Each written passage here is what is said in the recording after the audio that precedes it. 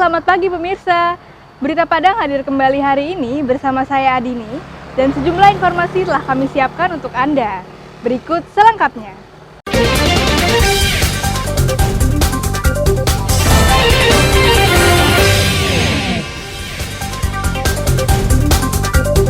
Arus lalu lintas Padang menuju Bukit Tinggi putus total akibat longsor di daerah Lembah Anai.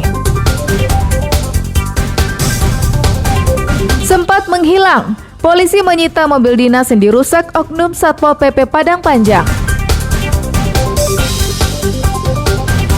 Warga Solo hibahkan lahan untuk tempat rehabilitasi narkoba.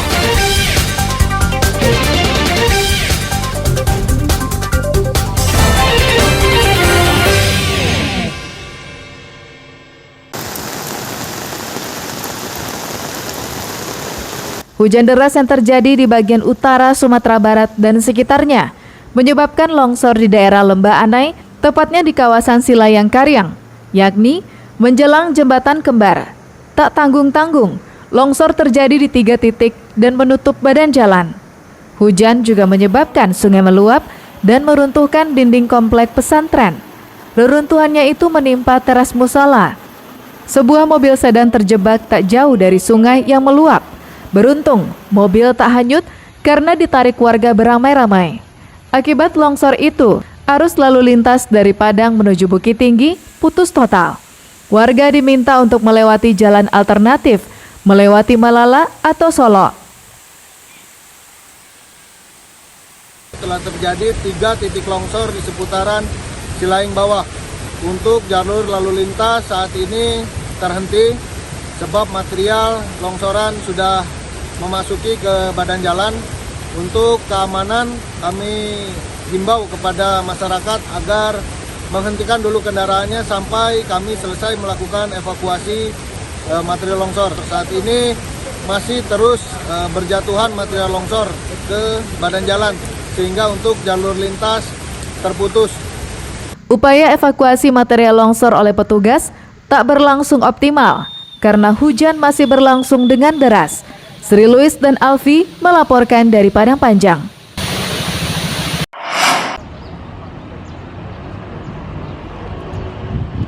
Ketua Fraksi PDI Perjuangan DPR RI, Utut Adianto, Selasa siang melihat langsung bekas rumah singgah Bung Karno yang telah rata dengan tanah. Di Jalan Ahmad Yani, pusat kota Padang ini, Utut bertemu dengan pemilik tanah serta perwakilan pemerintah kota. Kedatangan Wakil Sekretaris Dewan Pimpinan Pusat PDI Perjuangan itu untuk menanyakan langsung kronologis hingga cagar budaya itu dirubuhkan. Hasil tinjauan Grandmaster Catur Dunia ini nantinya akan dilaporkan kepada Megawati Soekarno Putri, pimpinannya. Kalau situs dinyatakan cagar budaya, itu ada 3 hal, punya nilai kesejarahan, punya nilai yang otomatis juga ada manfaatnya buat pendapatan daerah, dan yang ketiga layak dipertahankan untuk dipertontonkan kepada publik generasi berikut. Nah sekarang faktanya udah jadi rata tanah gini. Waktu berada juga nggak ada yang memperhatikan. Peruntuhan rumah singgah Bung Karno ini dilakukan oleh pemilik tanah sekitar 3 minggu yang lalu. Ia mengaku tidak tahu jika rumah dan tanah yang dibelinya tahun 2017 ini merupakan cagar budaya. Dirinya telah mendapat lampu hijau dari Pemko Padang untuk menjadikannya restoran. Jadi kami ini kan kerja, tentu ada dasar meminta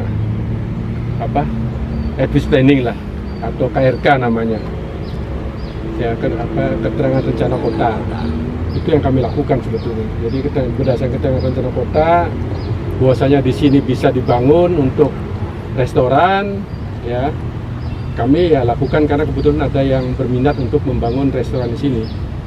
Itu saja sebetulnya. Selama ini, Pemko Padang juga tak mengetahui bangunan tua itu sebagai cagar budaya yang di-SK-kan tahun 2007.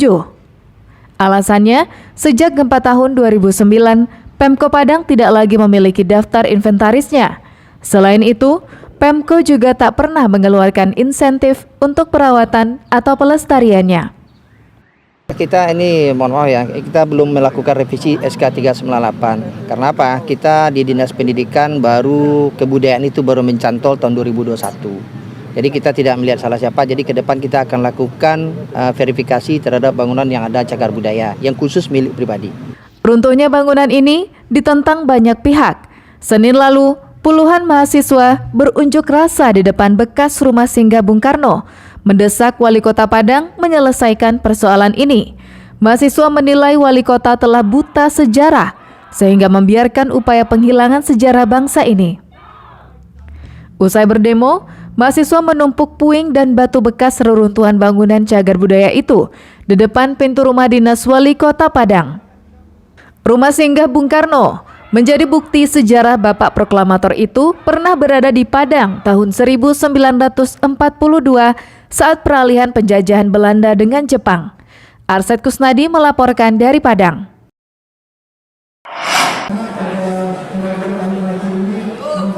DPRD Sumatera Barat menolak rencana pemerintah untuk mengubah status Bandara Internasional Minangkabau menjadi bandara domestik. Sikap itu dicapai setelah mendengar sejumlah masukan dari organisasi Biro Perjalanan Asita Sumatera Barat, Kadin, Badan Promosi Pariwisata Daerah, dan sikap fraksi-fraksi di DPRD pada pertemuan Selasa pagi. Ketua Komisi 3, Ali Tanjung, menyatakan bahwa BIM adalah bandara yang aktif menerima kunjungan wisatawan dari Malaysia dan negara-negara ASEAN lainnya, sehingga statusnya sebagai bandara internasional harus dipertahankan. Wisatawan yang masuk ke BIM itu, dari Malaysia ke BIM itu, ternyata itu bukan hanya wisatawan Malaysia. Filipina juga mereka ke Malaysia dulu terus terbang ke BIM. Jepang juga gitu, negara-negara lain juga gitu. Karena Malaysia ini dia menarik bagi wisatawan asing, dia punya tiket murah. Sementara itu, Ketua Asosiasi Biro Perjalanan dan Travel atau ASITA Sumatera Barat menolak rencana pemerintah menghapus status internasional menjadi domestik karena BIM merupakan bandara penghubung untuk menuju bandara-bandara lainnya di Pulau Sumatera. Menolak kebijakan atau keputusan pemerintahan pusat Bandara Internasional Minangkabau dijadikan sebagai bandara domestik. Karena beberapa pertimbangan di Sumatera sendiri ada lebih kurang 7 bandara yang berkelas internasional, satu-satunya bandara yang efektif dan efisien dari segi untuk bermanfaatnya bandara BIM ini ada di Bandara Internasional Minangkabau.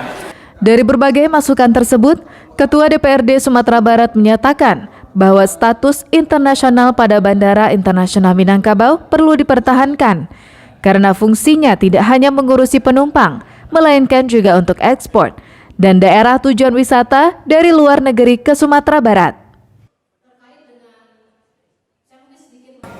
Kita di sana juga ada ekspor ya.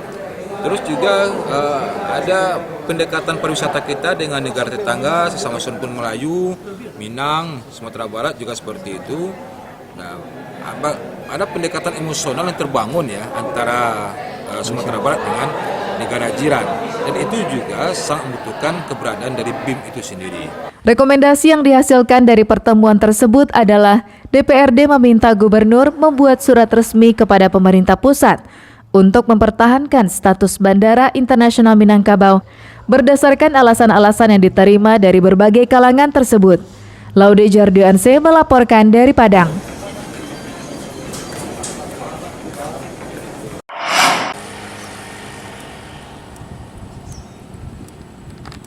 Pemerintah pusat berencana memangkas sejumlah bandara internasional di Indonesia, salah satunya Bandara Internasional Minangkabau.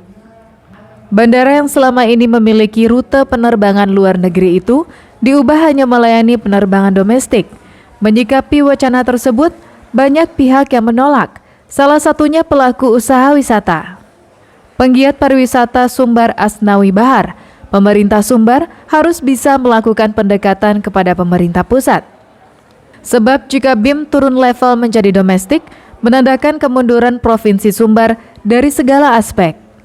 Biasanya banyak tamu dari Malaysia yang berniat berwisata ke Sumbar, Namun jika tidak ada pesawat yang langsung ke BIM, maka wisatawan tersebut akan berpikir ulang. Sebab jika menggunakan bandara seperti Kuala Namu, Medan, otomatis waktu dan biaya yang dibutuhkan akan lebih besar. Merasa berkeberatan untuk itu. Kenapa berkeberatan? Bahwa Sumatera Barat ini ke depan penumpang ekonominya adalah pariwisata. Oleh sebab itu tentu apa yang ada itu harus ditingkatkan, bukan malah didegradasikan. Terkait dengan rencana pemerintah pusat untuk menjadikan bandara BIM sebagai bandara domestik, menurut saya perlu dipertimbangkan. Sementara itu, salah seorang pengelola hotel meminta pemerintah mengkaji ulang rencananya, sebab akan berdampak terhadap industri pariwisata di Sumbar yang bermuara pada penurunan tingkat hunian hotel. Ini akan berdampak langsung kepada perhotelan di Padang, khususnya Sumatera Barat, khususnya di Kota Padang. Karena memang yang kami harapkan kan memang tamu-tamu dari mancanegara, misalnya dari Kuala Lumpur yang sering datang berkunjung ke Sumatera Barat, khususnya ke Kota Padang, tentu akan berkurang juga karena biasanya kan mancanegara ini mereka ambil direct flight ke Padang seperti itu. Kalau harus transit lagi tentu akan menambah biaya perjalanan mereka seperti itu. Saya agak menyayangkan ya kalau memang bisa kalau memang dipindahkan, karena itu kan akan cost lagi kalau kita akan melakukan international flight ya. Jadi kalau bisa sih untuk dikaji ulang, begitu sih. Agak kalau memang seperti itu agak kecewa sih sebenarnya. Yang pasti itu costnya akan lebih naik lagi karena kita kan biasanya kalau misalnya dari Padang bisa langsung flight keluar, jadinya akan 2 kali flight kan jadinya. Transit dulu ke mana misalnya ke Kuala Namu atau ke Jakarta, jadinya kan itu double cost lagi. Sebelumnya, Menteri BUMN berencana memangkas dari 32 bandara internasional menjadi 14 atau 15. Salah satunya Bandara Internasional Minangkabau. Dari Padang, Robiha melaporkan.